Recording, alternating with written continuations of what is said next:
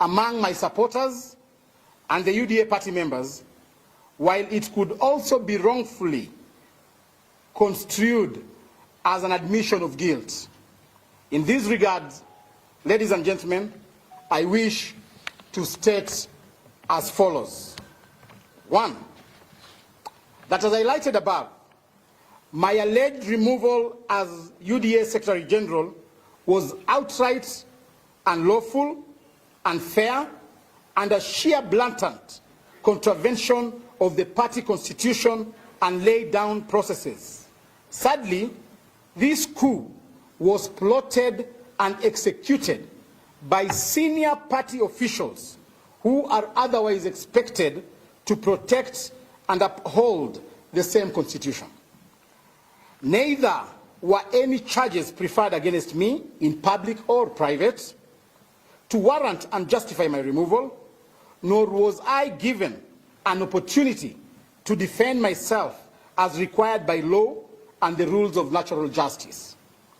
I was convicted and sentenced without trial because my aggressors had nothing against me, to the extent that none of them could sign and date the statement that purportedly communicated my ouster.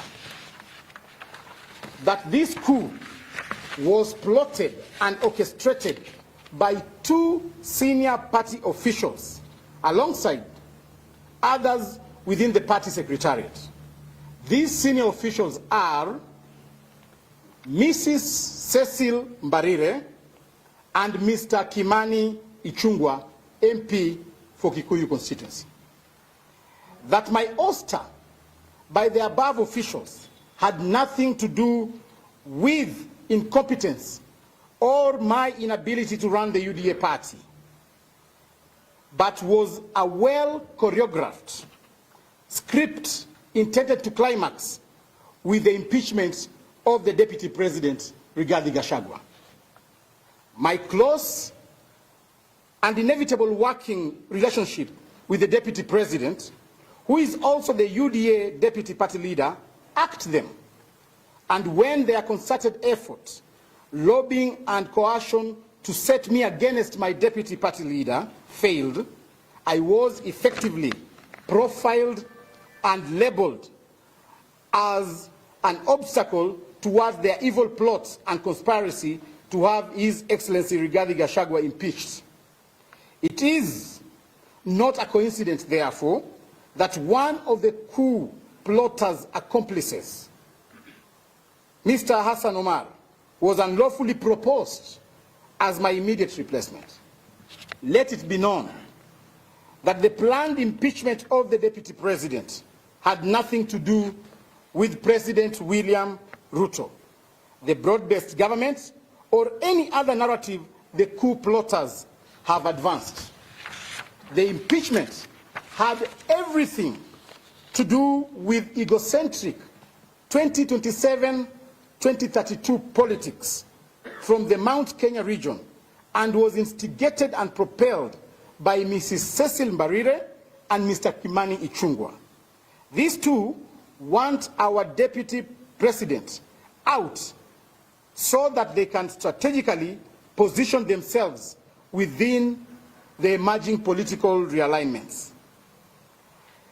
This backward politics must be called out because if left to fester, it threatens the stability, popularity, and the very existence of the UDA party, which the party leader, His Excellency William Ruto, his deputy Rigathi Gachagua, and myself have worked tirelessly to build.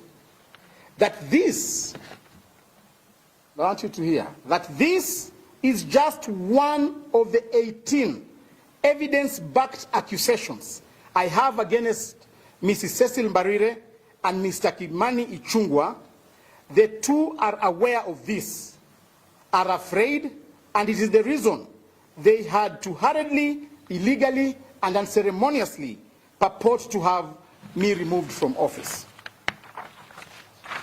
Ladies and gentlemen, I will be disclosing the other 17 issues against them in due course, including and not limited to documentary evidence of efforts by the two, with their accomplices, to defraud the party, as well as manufacturing minutes of non-existent party meetings and forging the signatures of the Deputy President and myself in attempts to access the party's bank accounts.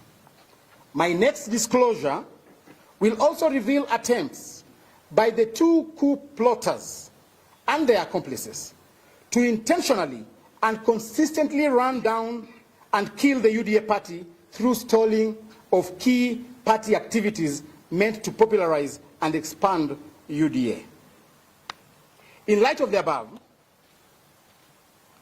and in appreciation and respect of established internal party organs,